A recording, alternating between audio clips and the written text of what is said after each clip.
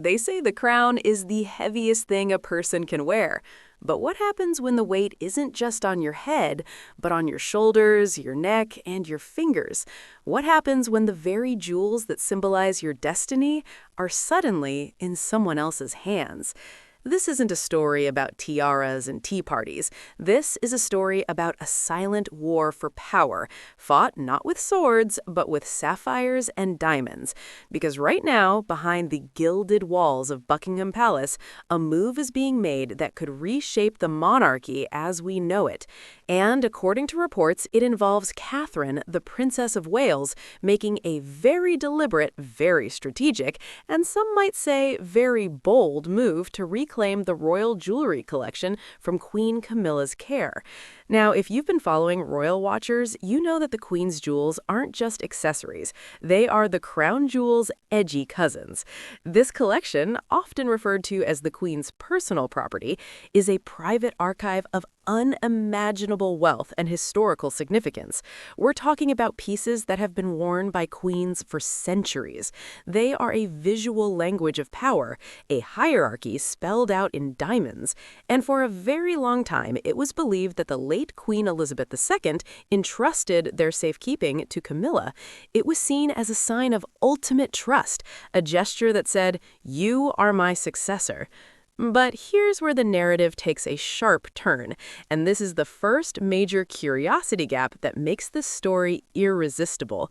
Sources claim that Princess Catherine has signaled a very clear intention to have these priceless heirlooms transferred to her care. The whispers are no longer just whispers. They are becoming a roar in the corridors of power.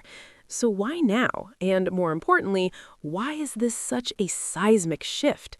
Let's get one thing straight. This isn't about a daughter-in-law being petty over a necklace. It's about the architecture of the monarchy. Historically, the jewels followed the throne. They are associated with the reigning queen. But in this modern era, the dynamic is complicated. We have a queen consort who holds the title by virtue of her marriage, and a future queen consort, Catherine, who is the heir to that role. You see the tension there? It's a classic question of who holds the crown jewels when the crown itself is in a transition period. This is where we get our first mini payoff of satisfaction. A royal insider, speaking on condition of anonymity, recently noted that Catherine has been quietly educating herself on the history and provenance of these pieces. She isn't just looking at them as pretty gems, she's studying them as assets, as tools of diplomacy. And that is a massive tell. It tells us that she isn't waiting for the coronation to happen to take on the responsibilities. She's preparing to embody the role now. But here's the rehook, the immediate follow-up that keeps you locked in. If Catherine is preparing to embody the role, what does that say about the current state of affairs? Is this a power grab, or is this a necessary administrative transfer? Because let's be honest, the transition from Queen Elizabeth II to King Charles III has been anything but smooth. The firm has been dealing with a public relations hurricane for the last few years. From the spare drama to the constant scrutiny, the monarchy has been desperate to find a rock, a stable, uncontroversial figure who can anchor the ship. And that rock, by almost every poll and every public appearance, is Catherine. Here's a little analysis from my side, and this is just my take, but look at the optics. When the late queen was alive, she was the sun. Everyone revolved around her. The jewels she wore were a reflection of her 70-year reign. When she passed, logic would dictate that the collection would naturally settle with the new queen, Camilla. But it's not just about ownership, it's about perception. When Catherine steps out wearing a piece from that collection, it signals continuity from the late queen to the future queen. When Camilla wears it, it signals, well, a different path. So why is this bold? Why is this a risk? Because according to palace insiders, this move is being viewed by some of the older courtiers as a test of loyalty. You have to understand, the Camilla camp has spent decades navigating the treacherous waters of public opinion. They fought for legitimacy. To now have the future queen essentially requesting a transfer of the family silver is a political earthquake. It forces the king into a position no monarch wants to be in, choosing between his wife and his heir's wife. And here's another dopamine hit of satisfaction, the aha moment. We are already seeing the results of the shift. Look at the public appearances over the last year. There has been a subtle but distinct change in who is wearing what. Catherine has debuted several pieces that hadn't been seen in decades. Pieces that belong to Princess Diana, pieces that belong to the Queen Mother. She is building her own visual identity, and she is doing it using the most powerful tool in the royal arsenal, the jewels. It's her way of saying, I am ready, without uttering a single word. But then the immediate curiosity gap slams back down.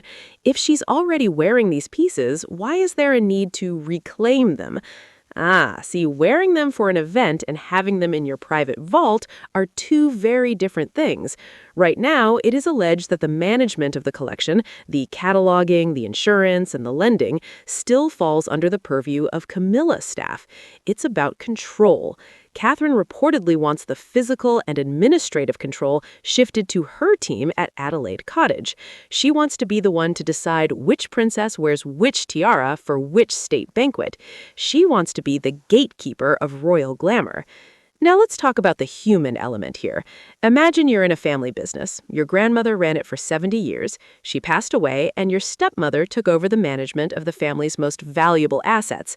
You know that one day you and your husband will run the entire business. Do you wait for that day to come, potentially 10 or 20 years down the line? Or do you start learning the ropes and taking on responsibilities now? That's what Catherine is doing. It's not malicious, it's ambition, the good kind. But there's always a flip side. How does Camilla feel about this? If reports are to be believed, there is a sense of wounded pride. For Camilla, these jewels are the spoils of a long, hard-fought journey to the top. They represent the ultimate validation of her position. Relinquishing them feels like a demotion, even if the title stays. It's a reminder that her role is ultimately temporary, while Catherine's is permanent. This is where the narrative gets a massive dose of intrigue. Some sources claim this isn't just about jewels, it's about a broader restructuring of the monarchy known as the slimmed-down monarchy. King Charles has always wanted a smaller, more cost-effective royal family. Catherine, being the pragmatist she is, reportedly agrees, but here's the hook. She wants to ensure that when the slim down happens, she and Prince William are positioned as the central pillars. By controlling the jewels, she controls a massive part of the state's soft power. You can't have a successful state visit without the dazzling display of heritage. And let's be real for a second. Humor me here. Can you imagine the meeting where this was discussed? So, Your Majesty, about the tiara situation. I mean, it's the most British conflict imaginable. We're not talking about raised voices or slammed doors. We're talking about passive-aggressive notes on museum glass cases and accidentally double booking the same diamond necklace for two different events. It's high stakes, but it's also high camp. But moving away from the humor, we have to look at the stakes. What happens if Catherine doesn't get her way? According to royal commentators, this could create a rift that defines the next decade. If the king sides with Camilla, it sends a message that the consort has more power than the future queen, which could destabilize the line of succession's perceived authority. If he sides with Catherine, he risks alienating his wife and creating a cold war within the family. Here's a major insight that acts as a mini payoff. The reality is, the jewels are legally complicated. They are held in a trust. The late queen left them to the crown, not to a specific person. This means there is legal precedent for who manages them. Catherine, as the future queen, has a vested interest that no one else does. Her children, George, Charlotte, and Louis, are the future of the monarchy. She is fighting for their inheritance, not just her own sparkle. So we have this fascinating loop. Catherine wants control, Camilla has control, Charles is in the middle, and the courtiers are taking sides. It's a three-dimensional chess game played in silk and ermine. Now let's zoom out for a moment. Why does this matter to us, the common folk? Because the monarchy is one of the last surviving institutions of its kind. It survives on perception.